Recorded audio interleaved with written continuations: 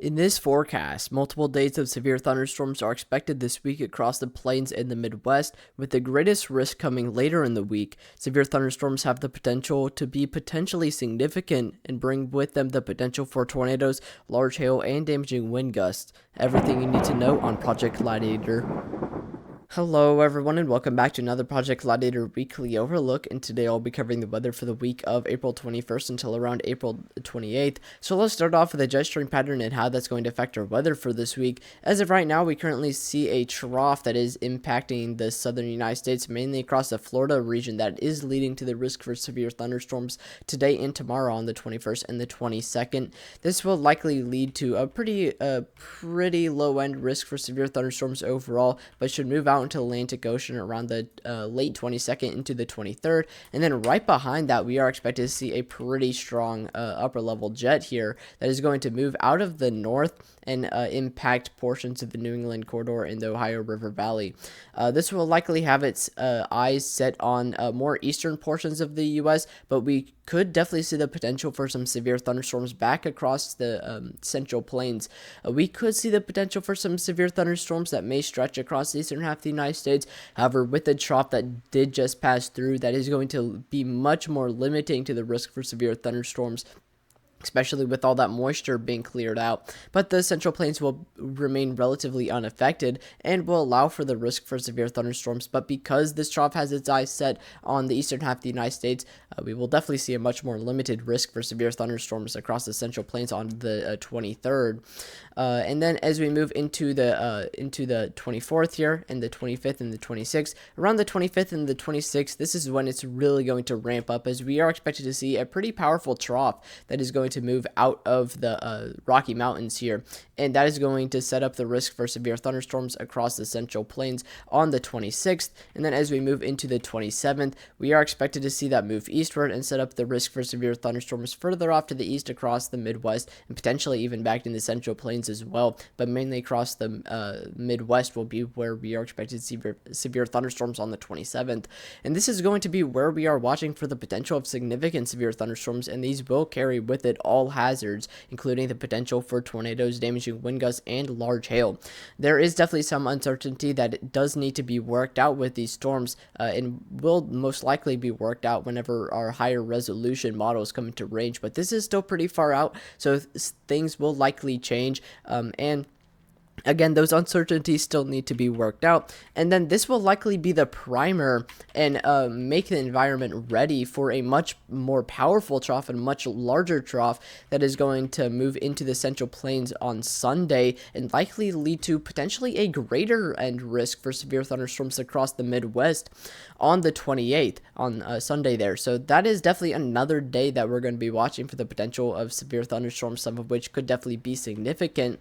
And again, as mentioned in the intro there, we could definitely see the potential for some significant severe thunderstorms across the central plains and Midwest anywhere in the second half of the week. Taking a look at the composite reflectivity, we're going to be going over the timing for our severe thunderstorms and our rain showers for this week. So let's start off with what is currently ongoing. And again, as previously mentioned, we are currently seeing the potential for severe thunderstorms ongoing for portions of southern Georgia, potentially up into South Carolina, but mainly across northern Florida there. And that will likely move out into the Atlantic Ocean on the 22nd. And then we may be able to get the second chance for severe thunderstorms further down to the south around the Miami region on the 22nd.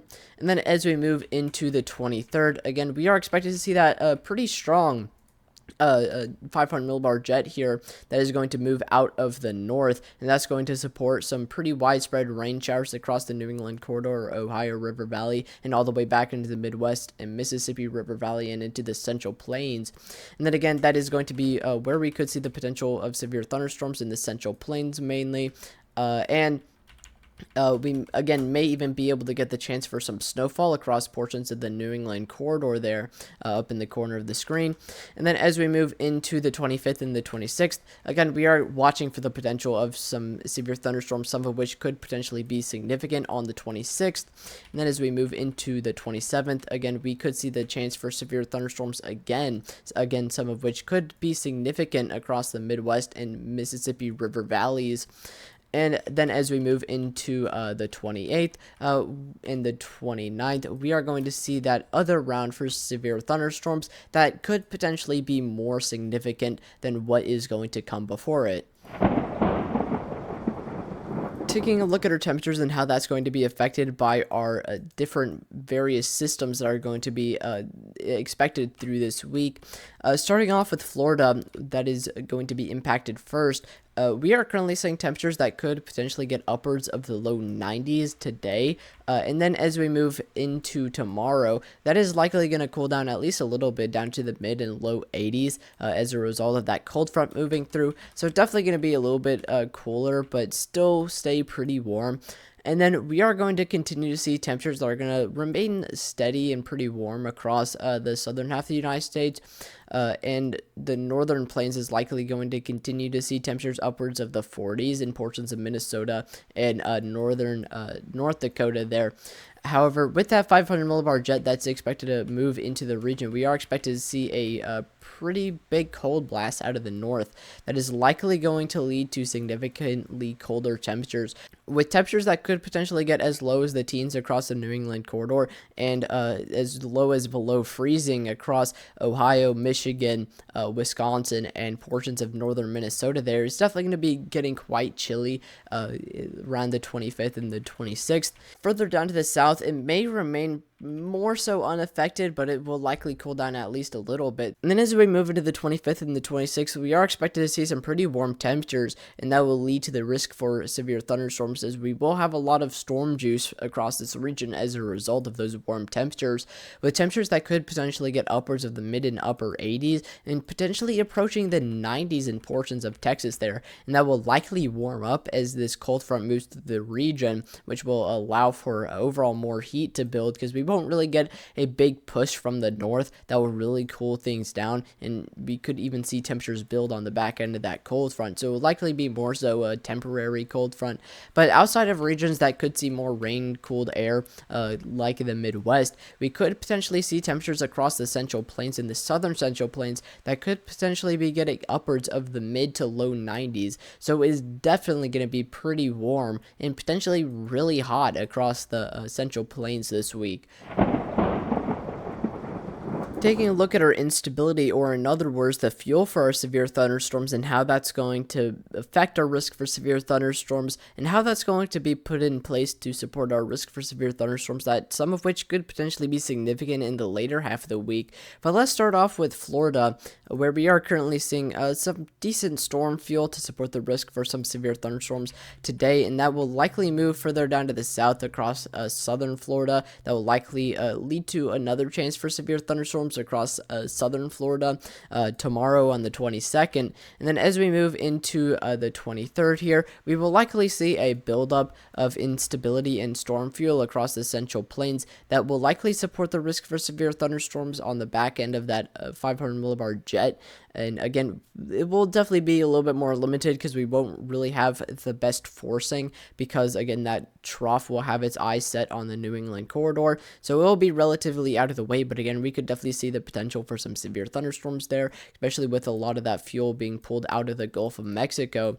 And then as we move into the 25th and the 26th, we are definitely expected to see a lot of buildup of storm fuel out of the Gulf of Mexico here, with instability values that could potentially get upwards of 2,000, which is definitely going to be ample enough to support the risk for severe thunderstorms, and it could potentially get upwards of the mid and upper 2,000s. And then as we move into the 27th, it is going to be getting even larger, with instability values that could potentially get upwards of 3,000, maybe even approaching the upper 3,000s, which is definitely going to be more than significant to fuel the risk for severe thunderstorms, the potential for some very widespread severe thunderstorms as well.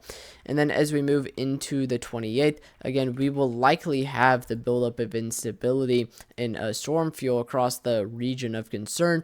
It may be more affected by our rain showers and our severe thunderstorms that came before. And we will definitely have to watch that. That does seem to be the main uncertainty for the risk for severe thunderstorms on the 28th on Sunday, is the overall timing for our storms, if they're going to form later later on in the afternoon into the late evening, and when the sun has already set, which will lead to overall less storm fuel across this region, may limit our storms, as well as, again, those rain showers and severe thunderstorms that will come before it just days earlier. So we will definitely have to watch that, see how that risk evolves, but it is definitely possible to see the risk for severe thunderstorms, some of which could definitely be significant, anywhere from the 26th to the 28th.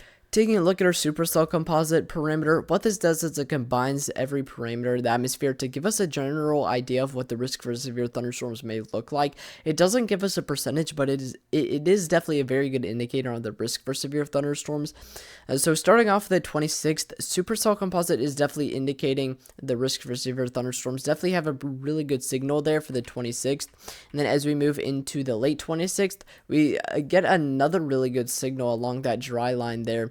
Further off to the east, and then as we move into the 27th in the early 28th, the late 27th, still a really good signal for the risk for severe thunderstorms across the Central Plains, as well as all the way back into the Midwest, into the Mississippi River Valley regions.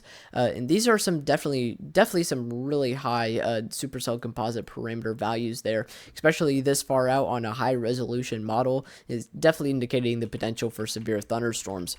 And then as we move into the 28th, we still have that signal for the risk for severe thunderstorms, and again, some of which could definitely be significant across the Midwestern region. Taking a look at our energy helicity index values, what this does is it combines our ingredients for tornadoes to show us a general idea of what the risk for tornadoes may look like. Again, like supercell composite, this doesn't give us a percentage for the risk for tornadoes, but it is definitely a really good indicator on the risk for tornadoes across this region. And synoptically and meteorologically, we definitely have a pretty big signal for the potential of tornadoes across the Central Plains there on the 26th. And then as we move into the late 26th, again, still indicating that big signal for the potential of tornadoes. And then as we move into the 27th, again, still really big signal for the potential of tornadoes. Again, is in line with our supercell composites, where we definitely have some really big values for our energy helicity index, especially this far out on our low resolution models. Again, we definitely have a really big signal for the potential of tornadoes. And then as we move into the 28th, still showing that signal for tornadoes across the Midwest region.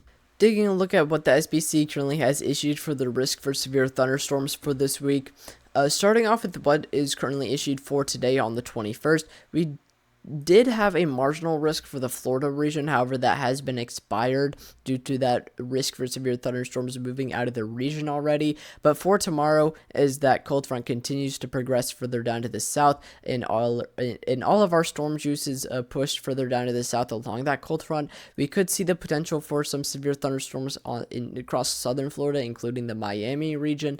And then as we move into the 3rd, again, we do have that potential for severe thunderstorms across the Central Plains on the back end of that 500 millibar jet there, as I was talking about previously. And then as we move into the 4th, we don't have anything that is currently issued, because it is kind of rare to get anything issued between the 4th and the 8th. Confidence does have to be high, and models have to agree really well to indicate the potential for severe thunderstorms to be issued for our day 4 to day 8 outlooks. However, for our day 5, we do have a 15%, which is the equivalent of a slight risk for the Central Plains there, again, where we could see the potential of some severe thunderstorms, some of which could definitely be significant. Then as we move into the 6th, we have a pretty broad slight risk for the Midwestern regions back into the Central Plains, where we are definitely watching for the potential of severe thunderstorms. And then as we move into this into our day 7 outlook for the 28th, we don't have anything currently issued. Same with our day 8 outlook.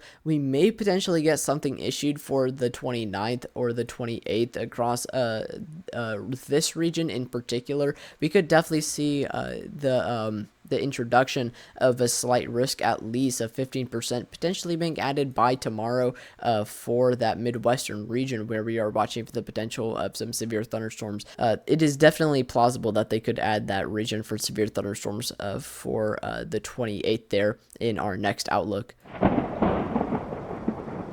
Before I end the video, I do want to talk to you about the GoFundMe that we have for Project Gladiator real quick. Project Gladiator is currently collecting funds so we can build the Gladiator, which is going to be an insanely powerful storm chasing vehicle that will be able to gather information from some of the strongest tornadoes, upwards of EF4 to EF5, to figure out what makes them so strong. If you would like to donate to the cause, the link to the GoFundMe is in the description, and there is a lot of information about Project Gladiator and the reasons behind it in the description here for the GoFundMe. So definitely give it a read if you are interested. It is definitely much better written. I did put a lot of time and effort into improving this significantly compared to 1 or 2 months back.